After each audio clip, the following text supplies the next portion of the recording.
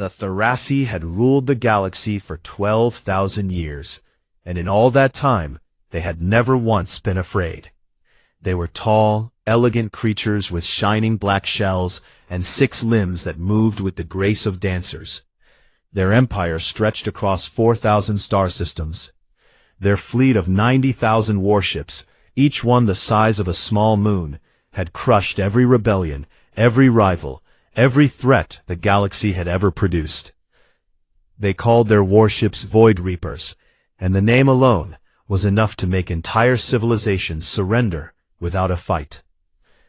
So when a junior intelligence analyst named Kessa walked into the Imperial War Chamber on Therasis Prime and told them that the humans were building something, nobody was worried. High Sovereign Zelvathra sat on her throne of living crystal, her 4 eyes half closed with boredom. Around her, the 12 members of the War Council clicked their mandibles in mild amusement. The soft, pink, fragile little creatures from that unremarkable yellow star. The Thirassi had discovered them 200 years ago, stuck on a single planet, unable to travel faster than light. They had been classified as a Class 0 primitive species, which was the Empire's polite way of saying they did not matter at all. "What are they building?" Zelvathra asked, not because she cared, but because she had nothing better to do that afternoon. Kessa shifted nervously on her 6 legs. "We are not certain, High Sovereign. Our long-range sensors detected construction activity in the outer region of their star system. But there is heavy interference. We cannot get a clear reading." "Then it is probably nothing," said Grand Admiral Cyrith from his seat at the council table. He was the most decorated military commander in the Empire's history. He had fought in 37 wars and won every single one. "They probably built another one of their little space stations. Let them play with their toys." The council laughed. Zelvathra waved her hand in dismissal, and Kessa bowed and left the chamber, her report already forgotten. But Kessa was not stupid. She went back to her station and stared at the partial scan for a long time. The numbers did not make sense. The object in the human system was too big to be a space station. It was too big to be anything she had ever seen. She filed a second report and flagged it as high priority. Nobody read it. On the other side of the galaxy, on a blue planet orbiting that unremarkable yellow star, a 62-year-old man named Kale Morrow stood on a balcony and watched the Pacific Ocean catch the last light of the setting sun. Admiral Morrow was not a tall man. He was not particularly strong. His hair had gone gray 20 years ago, and his knees ached when it rained. By Thirassi standards, he was practically an insect. Short-lived, soft-bodied, unremarkable. He was also the most dangerous human being alive. He held a data pad in his weathered hands and read the latest intelligence report. The Thirassi had detected activity in the Oort cloud. That was expected. The interference screens had held, though, so the aliens had only captured fragments. That was also expected. Everything was going according to plan. A plan that had been running for 150 years. Morrow allowed himself a small, tired smile. 200 years ago, when the Thirassi first found Earth, humanity had been hopeful. They had dreamed of joining the galactic community, of trading knowledge and culture, of exploring the stars alongside other species. Instead, the Thirassi had laughed at them. Human ambassadors were turned away from every embassy. Human scientists were denied access to galactic technology. Human requests for faster-than-light travel were rejected with a form letter that literally said, "Request denied. Species does not meet minimum intelligence threshold." And then came the surveys. The Thirassi sent teams of researchers to Earth, not to study human civilization, but to catalog human beings the way biologists catalog animals. They measured skulls. They took tissue samples. They recorded humans in their natural habitat and uploaded the footage to galactic nature databases. Morrow's own great-grandmother had been photographed and tagged like a wild deer. her file entry reading simply, "Bipedal fauna, minimal tool use, no strategic value." That was the moment everything changed. Not with anger, not with shouting. Humanity did not throw a tantrum. Instead, something quiet and cold settled into the bones of every person on Earth. A decision was made, not in any single room or by any single leader, but in the hearts of 8 billion people at once. A decision that said, never again. Project Leviathan began the next year. Every nation on Earth contributed. Every resource was shared. Every scientist, engineer, and mathematician worked toward a single goal. They did not try to copy galactic technology. The Thyrasi and their allies used quantum fold drives and plasma burst weapons. These were powerful, but they were also old. The galaxy had been using the same basic technology for thousands of years because it worked, and nobody saw a reason to change. Humanity did not have that luxury. They could not buy or steal galactic technology, so they had to invent their own. And because they started from nothing, they were not limited by tradition. They asked questions that nobody in the galaxy had asked in millennia. What if energy weapons could be powered by a star? What if a ship could be large enough to manufacture other ships? What if armor could be made from compressed space-time itself? It took 150 years. 3 full generations of humans lived and died working on the project. Grandparents started it. Their grandchildren finished it. And now it was done. Morrow opened a secure channel on his datapad and connected to the construction site in the Oort cloud, far beyond the orbit of Pluto, hidden in the cold and the dark, where nobody ever looked. "This is Admiral Morrow," he said. "Status report." The voice that came back belonged to Chief Engineer Yara Osei, and it was shaking with emotion. "Admiral, all systems are green. Reactor cores are stable.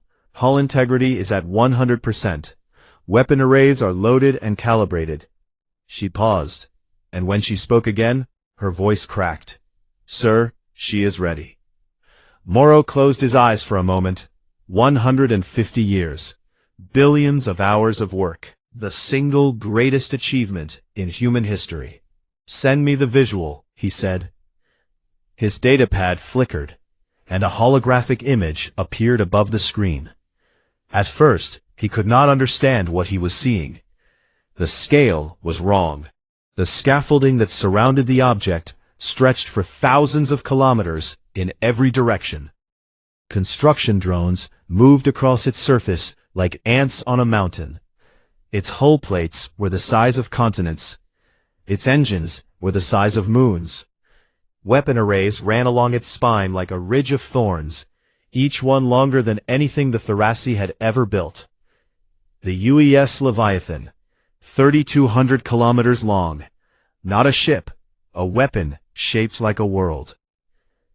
Morrow stared at it for a long time. Then he whispered, "Show them what the fauna can do." Far away, on Thrasis Prime, Kessa's console beeped. A spy drone at the edge of the human system had captured one final scan before being destroyed. She looked at the readings. She checked them twice, then 3 times. Then she stood up so fast her chair fell over, and the color drained from her dark shell until it was almost white. She opened an emergency channel to the War Council, and her voice came out as a whisper. "That cannot be right. That cannot possibly be right." Nobody had listened to her before. They were about to wish they had. The emergency session of the Imperial War Council lasted 14 hours, and by the end of it, nobody was laughing about humans anymore. Kessa's scan data was projected above the council table for everyone to see. The readings were incomplete, broken in places, fuzzy in others. But even the fragments told a story that made the room go quiet.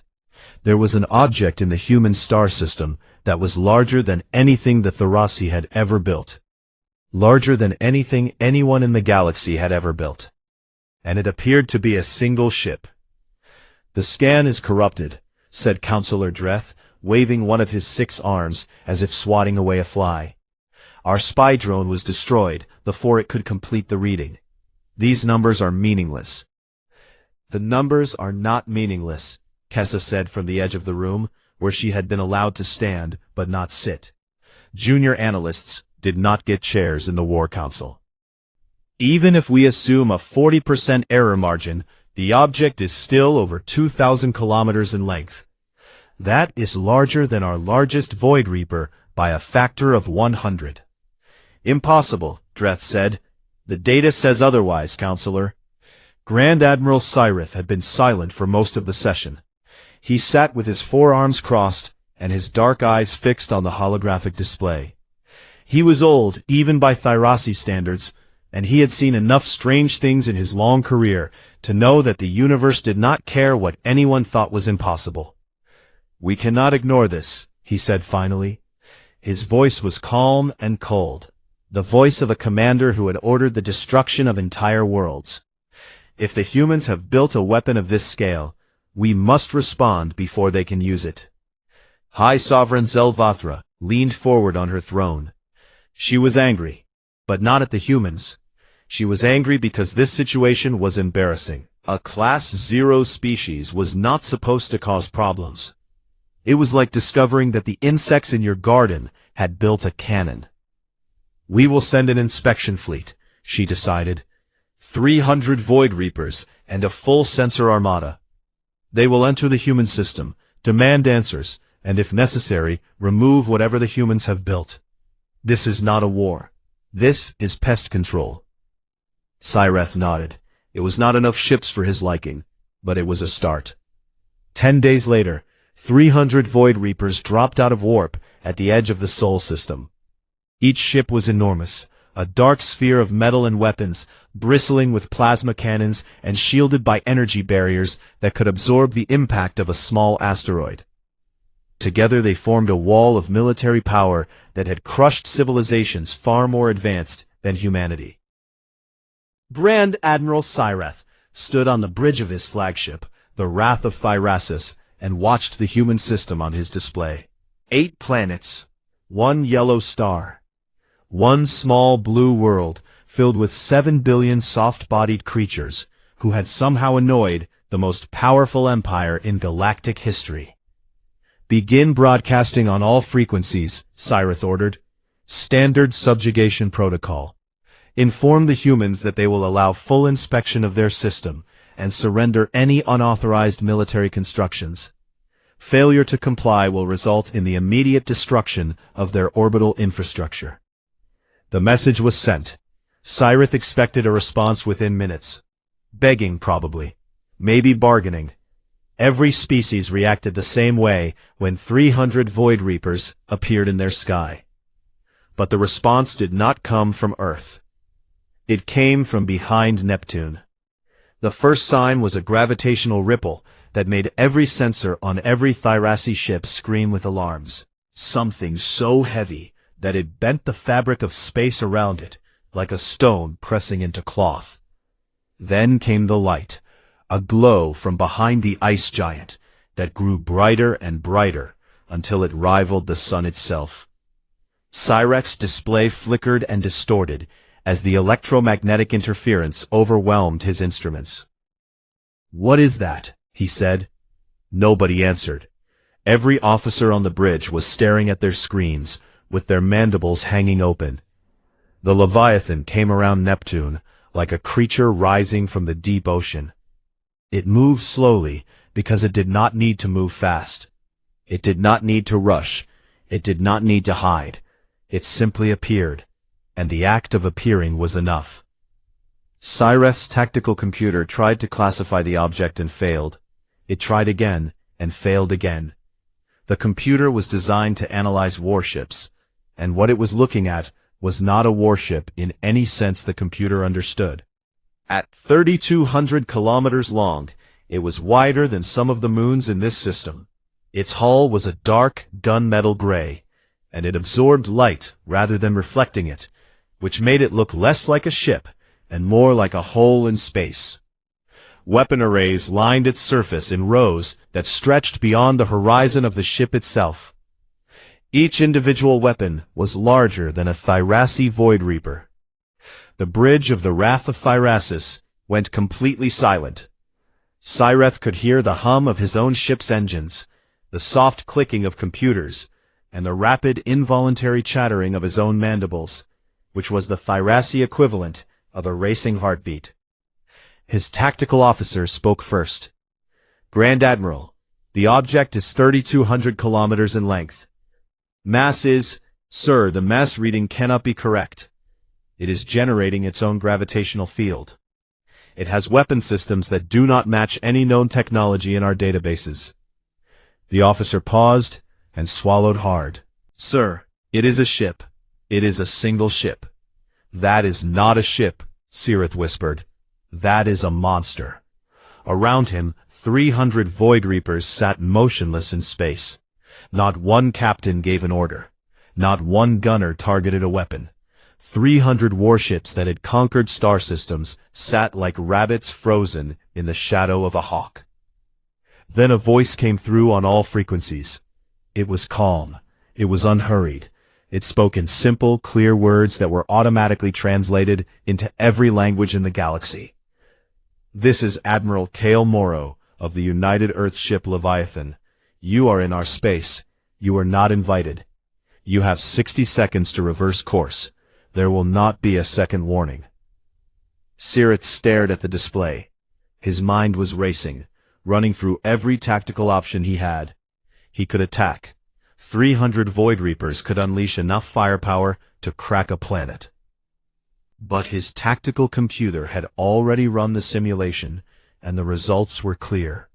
The human ship's shields alone could absorb everything his fleet could throw at it, and its weapons could destroy his entire force in under 4 seconds. 4 seconds. His entire fleet gone. He needed to retreat. He knew he needed to retreat, but his body would not obey.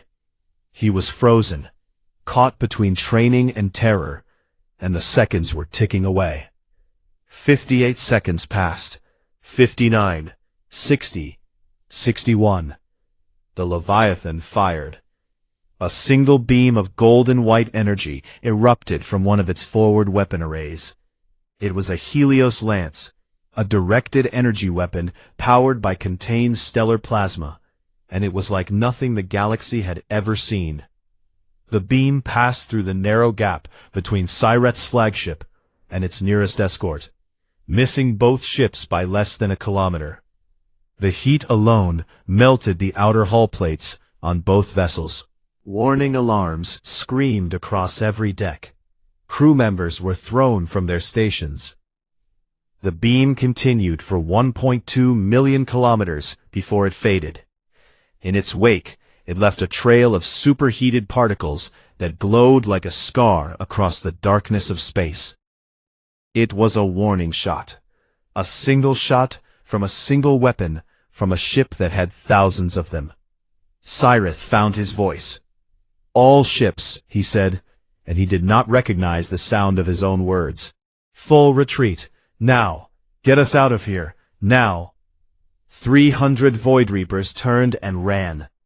They engaged their warp drive so fast that several ships suffered engine damage from the emergency acceleration. They did not fly in formation. They did not maintain order. They fled like animals running from a fire, each ship desperate to put as much distance as possible between itself and the thing behind Neptune. On the bridge of the Leviathan, Admiral Morrow watched them go. The main display showed 300 points of light winking out, one by one, as the Thyrassi ships jumped to warp speed and disappeared. His communications officer turned to him. "Sir, we are receiving transmissions from across the galaxy.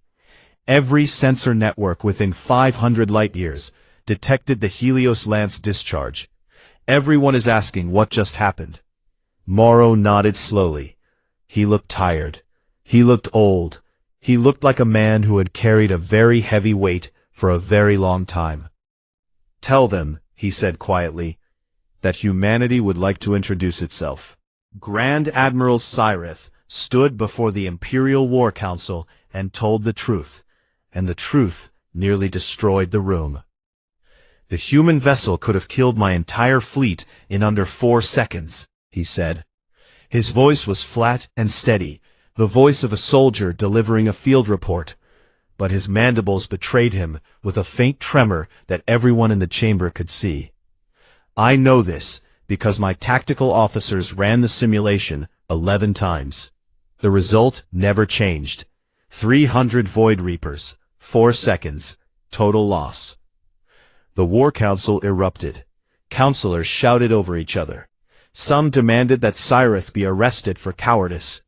Others demanded an immediate strike on Earth with the full Imperial fleet.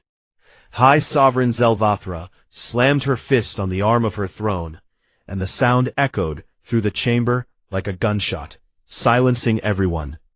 "How?" she said. The single word dripped with fury. How did a species that we classified as fauna 200 years ago build something that outclasses our entire navy? Cyrith looked at her directly. "Because we never watched them, High Sovereign. We looked at them and decided they were nothing. We did not study their history. We did not notice that this species has been at war with itself for its entire existence. We did not notice that every time they are pushed to the edge of destruction, they do not break. They adapt. They build. They survive." He paused. "We made the oldest mistake in warfare. We judged the enemy by what they were, not by what they could become." The silence that followed was heavier than anything Cyrith had ever felt on a battlefield. Zelvathra ordered a total information blackout. No one outside the War Council was to know the details of what had happened in the Sol system. The official story would be that the inspection fleet had encountered a minor anomaly and returned for further analysis. Nothing to worry about. The Empire was strong. The Empire was safe. The blackout lasted approximately 6 hours. Leaked sensor data from the Sol encounter hit the Galactic communication networks like a bomb. Within a day, every civilization in the galaxy had seen the footage. A shaky recording from a Thyrasi escort ship showed the Leviathan emerging from behind Neptune, and the clip was viewed 11 billion times in its first hour. The comments sections of galactic forums exploded. Species that had never communicated with each other were suddenly united by a single burning question. What were the humans, and what did they want? The reactions came fast and varied. The Korvathi, a reptilian species that ran the galaxy's largest trade federation, saw opportunity where others saw terror. Within 48 hours, a Korvathi trade delegation was on its way to Earth, carrying gifts and contracts and very generous offers. The Korvathi had survived 12,000 years of Thyrasi rule by being useful, and they intended to be useful to the humans too. The Dranari reacted differently. They were a proud warrior species with thick fur and powerful jaws, and they had been conquered by the Thyrasi 3,000 years ago. Their homeworld was a vassal state, taxed and controlled, their military limited to a token defense force. When the footage of the Leviathan reached Dranari Prime, the streets filled with people. They cheered, they wept, they chanted a word that had been forbidden for centuries: freedom. If the Empire could be humiliated by a single human ship, then the Empire could be beaten. And if the Empire could be beaten, then the chains could be broken. The most surprising reaction came from the Ilwe. They were one of the oldest species in the galaxy. Ancient crystalline beings who floated in the upper atmospheres of gas giants and communicated through pulses of light. They had not spoken to any other species in over 1,000 years. They had not needed to. But 3 days after the Sol encounter, a single Ilwe message was received on Earth. It was short, and it was translated with difficulty because the Ilwe language had no direct equivalent in any human tongue. The closest translation was, "We wondered when you would stop hiding." On Earth, there was no celebration. Admiral Morrow addressed the United Earth Defense Council in a closed session, and his words were grim. He stood at the head of a long table, surrounded by generals and political leaders from every nation, and he did not smile. The Leviathan worked, he said. It did exactly what it was designed to do. It scared them. But I need every person in this room to understand something. We did not win today. We won a single encounter against a scouting force. The Thyrassi Empire has 90,000 Void Reapers. We have one ship. He let that number settle over the room like a cold fog. The Thyrassi are not fools. They are arrogant, yes. They underestimated us, yes. But they have ruled this galaxy for 12,000 years, and they did not do that by being stupid. Right now, their war council is in a panic. And panicked empires do not retreat. They attack. They attack with everything they have, because their entire civilization is built on the idea that they are the strongest thing in the universe. We just told them they are not. They cannot accept that. If they accept that, their empire falls apart. So they will come for us with everything.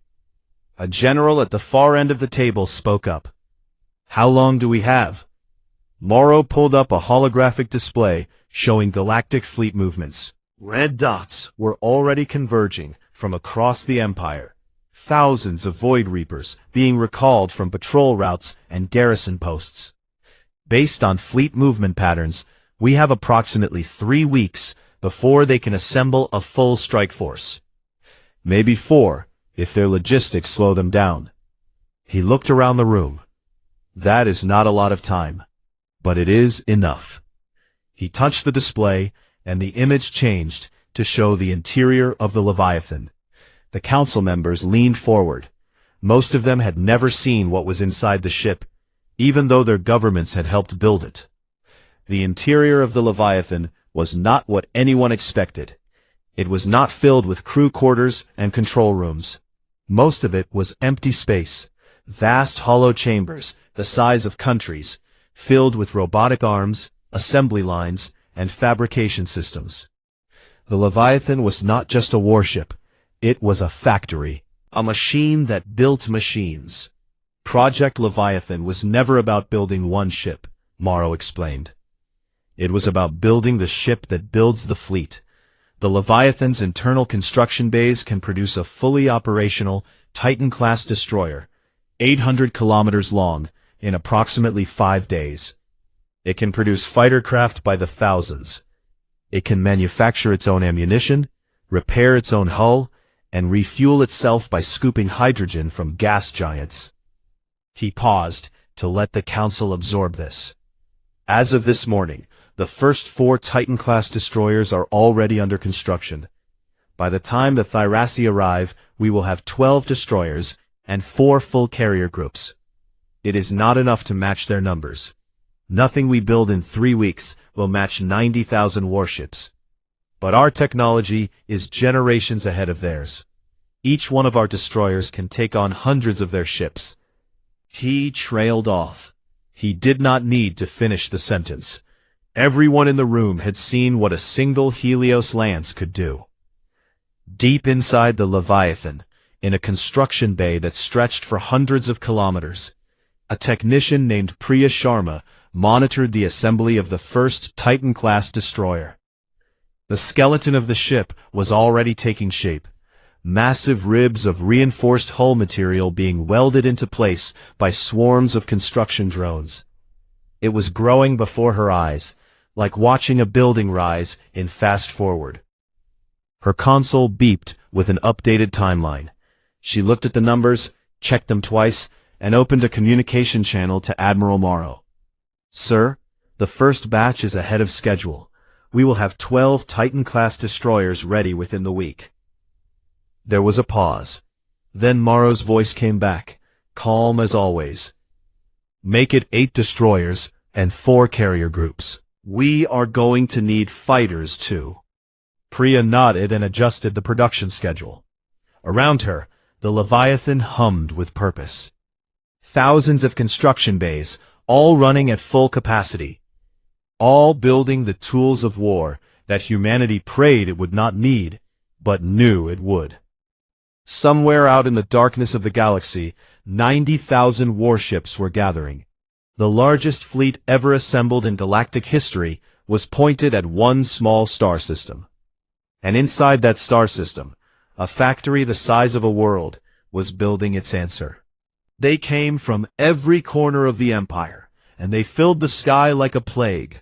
90,000 Void Reapers, 200,000 support vessels, vassal fleets from 12 conquered species, forced to fight for their masters.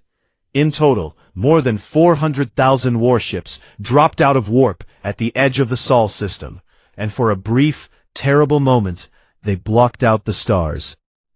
Grand Admiral Cyrith stood on the bridge of his new flagship, the Fury of Empires, and stared at the tactical display. This was the largest military force ever assembled in galactic history. There had never been a need for anything this large, but Cyrith had looked into the eye of the Leviathan, and he was not taking any chances. He had spent 3 weeks preparing. He had studied every byte of sensor data from the first encounter. He had developed new tactics, new formations, new strategies designed specifically to counter a single massive target. He had ordered the construction of null field generators, devices that could disrupt energy weapons at close range, and he had distributed them across his fleet. He had done everything a brilliant military commander could do. He was still afraid. On the other side of the solar system, Admiral Morrow reviewed his forces one final time. The Leviathan sat at the center, its dark hull catching the distant light of the sun. Around it, 12 Titan-class destroyers held formation, each one 800 kilometers long, each one carrying enough firepower to level a continent. 4 carrier groups floated nearby, their bays loaded with thousands of Valkyrie-class strike fighters, small and fast and deadly. An orbital defense grid surrounded Earth itself, a web of weapon platforms and shield generators that turned the planet into a fortress. It was an impressive force by any standard. Against the Tharasi Armada, it was outnumbered, roughly 30,000 to 1. Morrow opened a channel to every ship and every fighter and every defense platform under his command. His voice was quiet, the way it always was before he said something that mattered. 200 years ago, they came to our world and called us animals. They photographed us like wildlife. They filed us away in their databases under fauna and forgot about us. They looked at us and saw nothing worth respecting. He paused. Today, they brought 400,000 warships to kill us. I want you to think about that. They brought the largest fleet in the history of the galaxy to our doorstep. That is not the act of a civilization that thinks we are nothing. That is the act of a civilization that is terrified of what we are. He took a breath. They should be. Show them why. The Battle of Sol began at 1407 Earth Standard Time, and it began with fire. The Tharasi Armada advanced in a massive sphere formation, closing in from every direction at once. Cyrith's plan was simple in concept and overwhelming in scale. Attack from all sides. Give the Leviathan no single direction to focus its weapons. Drown it in numbers. Morrow had expected this. He gave a single command, and the 12 Titan-class destroyers moved into position around the Leviathan and activated the Aegis Protocol. A network of interlocking energy shields sprang to life between the destroyers, creating a barrier that stretched across thousands of kilometers. It was a wall of pure energy, shimmering and golden, and it stood between humanity and the oncoming storm. The Tharasi fleet hit the wall and broke against it. The first wave of Void Reapers opened fire with everything they had. Plasma bursts, kinetic rounds, torpedo swarms, all of it slammed into the Aegis barrier and was absorbed. The shield flickered and rippled like the surface of water, but it held. Then the Leviathan and its destroyers fired back through the barrier. Helios lances cut through the Tharasi formation like blades through paper. Each beam destroyed dozens of ships in a single sweep. The first exchange lasted less than 2 minutes, and when it was over, more than 3,000 Void Reapers were gone. Cyreth watched the casualty numbers climb and forced himself to stay calm. 3,000 ships was a terrible loss, but he had expected heavy casualties. The key was to keep pushing, keep pressing, find a weakness in the barrier. He broke his fleet into smaller attack groups, each one consisting of several hundred ships, and sent them probing along the entire surface of the Aegis barrier. Wherever a group found a section that seemed weaker, they concentrated their fire. It was smart. It was adaptive. It was exactly what Morrow had feared. The barrier began to crack. 2 Titan-class destroyers, the UES Ironclad and the UES Defiance, found themselves bearing the weight of a focused assault from over 5,000 Void Reapers. The null field generators that Cyreth had deployed disrupted their energy shields at close range, and thousands of Thyrasi ships pressed into the gaps. The Ironclad's shields failed first. Plasma fire tore across its hull, ripping open decks and killing hundreds of crew members in seconds. The ship fought on for 11 more minutes, its remaining weapons firing continuously even as it was torn apart, before its reactor went critical and it exploded in a flash that was visible from Earth. The Defiance lasted 3 minutes longer. Its captain, a woman named Elena Vasquez, ordered all non-essential crew to evacuate, and then turned her dying ship directly into the largest concentration of enemy vessels. The Defiance rammed through 47 Void Reapers before it broke apart, and its detonation took another 200 with it. In the fighter corridors between the capital ships, the battle was even more brutal. Valkyrie fighters dueled with Thyrasi interceptors in the asteroid belts, twisting and spinning between rocks the size of mountains. Humanity's fighters were faster and better armed, but the Thyrasi had an almost infinite supply. For every interceptor that was destroyed, 10 more took its place. Entire fighter squadrons were wiped out in minutes.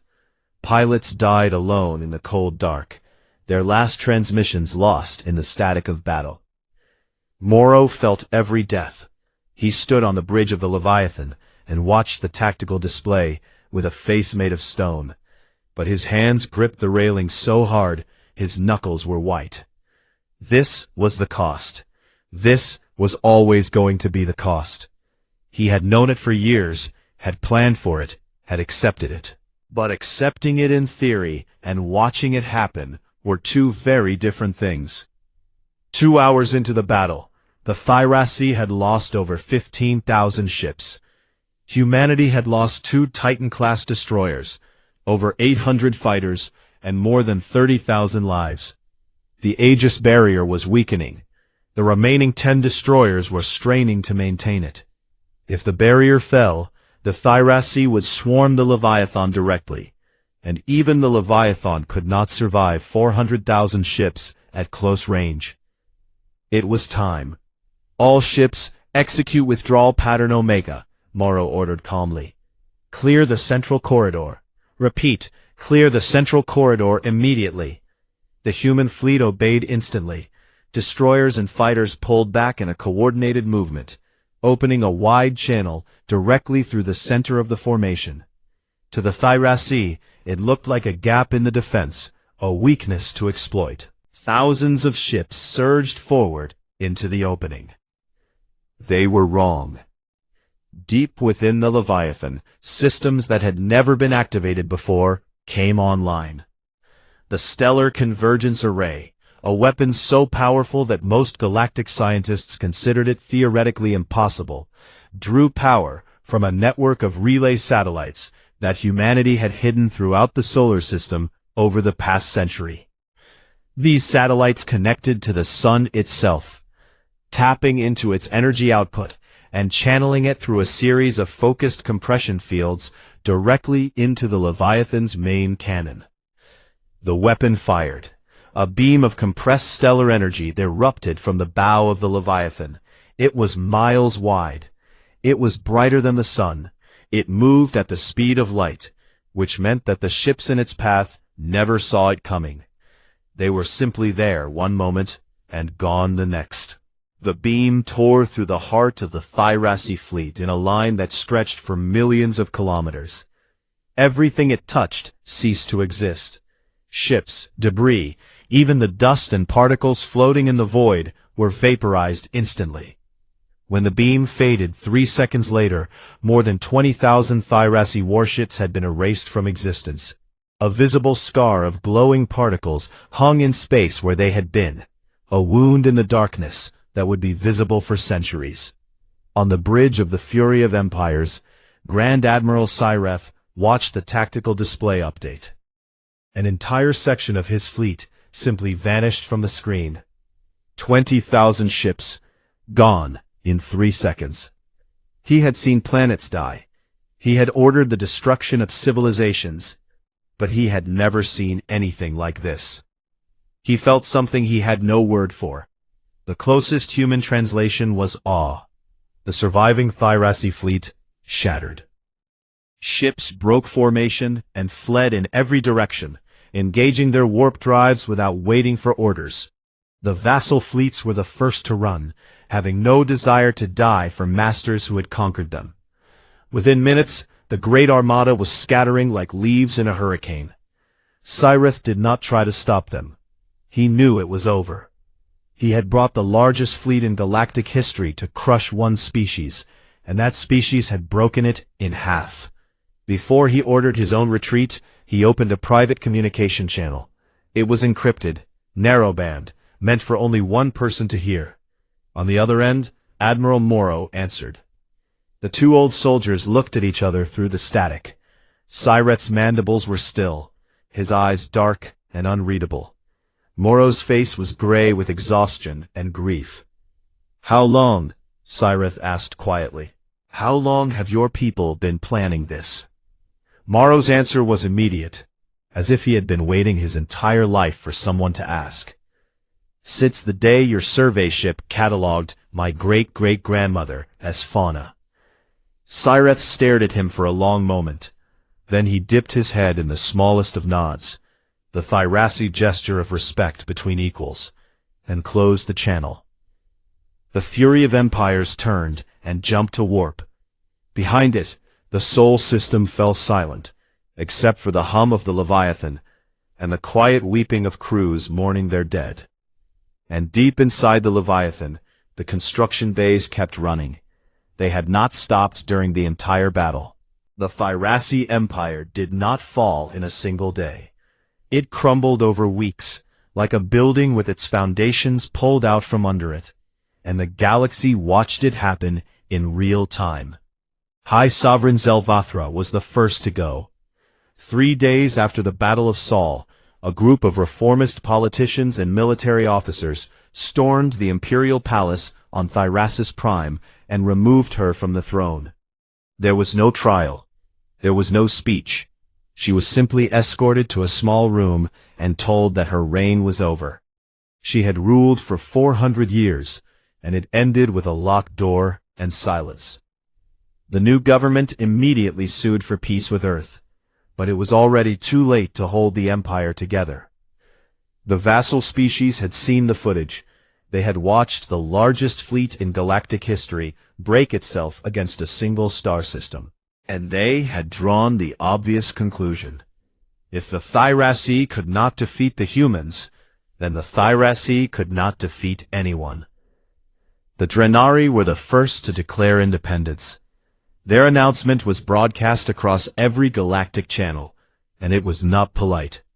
Their leader, a massive scarred warrior named Torak, stood before a crowd of millions on Drenari Prime and roared the words that the Thirassi had forbidden for 3,000 years.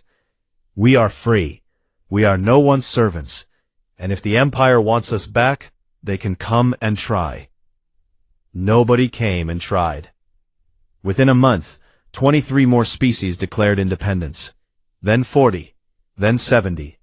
The Thirassi Empire, which had held the galaxy in its grip for 12,000 years, dissolved like sugar in water. Some vassal worlds celebrated with festivals that lasted for days. Others simply changed their flags and moved on. A few descended into chaos as different factions fought over the power vacuum. The galaxy was reshaping itself, and it was messy and complicated and painful, the way freedom always is. And at the center of it all was Earth. Delegations began arriving within days of the battle. Hundreds of ships from dozens of species, all converging on the small blue planet that had somehow become the most important place in the galaxy. The Korvathi Trade Federation arrived first, because the Korvathi always arrived first when there was money to be made. They offered Earth full membership in their trading network, preferential tariff rates, and access to galactic markets that had been closed to humans for 2 centuries. Their chief negotiator, a large reptilian woman named Celis, shook Admiral Morrow's hand with both of her clawed fists and said, "We always knew you were more than what they said. We were just waiting for you to prove it." Morrow was too polite to point out that the Korvathi had not lifted a single finger to help humanity during those 2 centuries of waiting. The Drenari sent a military delegation, led by Torak himself. The big warrior walked through the halls of Earth's government buildings with wide eyes, touching the walls and the furniture, as if he could not quite believe any of it was real. When he met Morrow, he did not shake his hand. He grabbed the Admiral in a crushing embrace that nearly broke 3 of Morrow's ribs, and said, "You gave us back our pride, human. My people will not forget." Other species came with different intentions. Some wanted alliances. Some wanted protection. Some simply wanted to see the Leviathan with their own eyes, to confirm that the stories were true, that such a thing really existed. Ships orbited Earth in growing numbers, and the planet that had been ignored by the galaxy for 2 centuries was suddenly the busiest place in known space. The Ilway sent a single ambassador. It arrived in a ship made of crystal that moved without engines, drifting into Earth orbit like a falling snowflake. The Ilway were the oldest living species in the galaxy, ancient beyond measure, and they had not spoken to anyone in over 1,000 years. Their ambassador was a being of light and glass, beautiful and strange, and it communicated through patterns of color that had to be translated by 3 different computer systems before they became words. The ambassador asked for a meeting with Admiral Morrow. They sat together in a small room on a space station above Earth, the old human soldier and the ancient crystal being. And the Ilway said something that Morrow would think about for the rest of his life. Every few thousand years, a species arises that changes the rules. The last time it happened, the Thyrassi rose, and they chose dominion. Now, it is your turn. The question is not what you can destroy, Admiral. You have already proven that. The question is what you will build. Morrow spent a long night alone after that meeting, looking out a window at the Earth below, thinking about everything that had happened and everything that was about to happen. He thought about the 30,000 humans who had died in the Battle of Sol. He thought about the 2 Titan-class destroyers that had been lost, and their captains, and their crews. He thought about his great-great-grandmother, photographed and tagged like an animal, filed away in an alien database. He thought about 150 years of secret work, of sacrifice, of hope and fury and determination. And then he made a decision. 2 weeks later, Admiral Cale Morrow announced his retirement in a ceremony that was broadcast to every corner of the galaxy. He stood on a platform above Earth, with the Leviathan visible in the sky behind him, a dark shape that blotted out a patch of stars, and he spoke simply and clearly. "I have spent my entire life preparing for war," he said. "I was good at it. But war was never the point. We built the Leviathan because we had no choice. They gave us no voice, no seat, no respect. So we built something they could not ignore. But a weapon is just a weapon. It does not feed anyone. it does not heal anyone. What matters is what you do when you no longer need it. He paused, and the galaxy listened. Effective immediately, I am transferring command of the Leviathan to a new generation of officers. And I am announcing the Leviathan Accords, a new framework for galactic cooperation. Not an empire, not a hegemony, a partnership. Every species, large or small, old or new, will have an equal voice. No one will be classified as fauna ever again. The applause came from 100 worlds simultaneously. The Leviathan Accords were not perfect. No document written by living beings ever is. There were arguments and compromises and long nights of negotiation.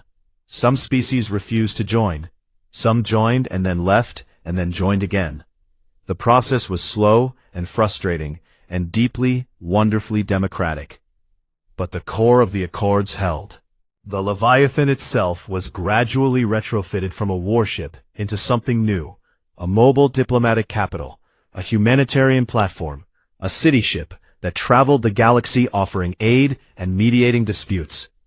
Its construction bays, which had once built destroyers and fighters, now produced medical supplies, water purification systems, and modular housing for refugee populations. The weapon that had broken an empire became the tool that helped build what came after. Grand Admiral Cyreth, now stripped of his title and exiled from Thyrasi society, was offered asylum on Earth. He accepted because he had nowhere else to go, and because some part of him, a part that he did not fully understand, wanted to be near the species that had defeated him. He spent his remaining years living in a small apartment in a coastal city, writing a memoir that took him 4 years to complete. He called it The Monster of Sol, How I Went to War Against Humanity and Lost Everything, including my ignorance. It became the most widely read book in galactic history, translated into over 600 languages. In the final chapter, Cyreth wrote, I have been asked many times what I felt when I first saw the Leviathan. Fear, yes. Shock, certainly. But the emotion I remember most clearly is something smaller and quieter. It was shame. Shame that my people had looked at these remarkable beings and seen nothing. Shame that it took a weapon the size of a world to make us open our eyes. Years passed. The galaxy settled into its new shape, imperfect and chaotic, and alive in a way it had not been for millennia. Old grudges faded slowly. New friendships formed faster. Humanity spread across the stars, not as conquerors, but as neighbors. Curious and loud and messy, and full of a strange, stubborn optimism that baffled and charmed every species they encountered. On a warm evening on a world that had once been a Thyrasi vassal colony, a young Thyrasi girl stood in a field with her parent and watched the sky. The Leviathan was arriving in orbit, its massive silhouette sliding across the sunset like a second horizon. It was carrying food and medicine and teachers, because a drought had hit the southern continent, and the Accords Council had voted to send aid. The girl tugged on her parent's arm and pointed upward. Is that the human ship? She asked. The one from the stories? Her parent looked up at the shape in the sky.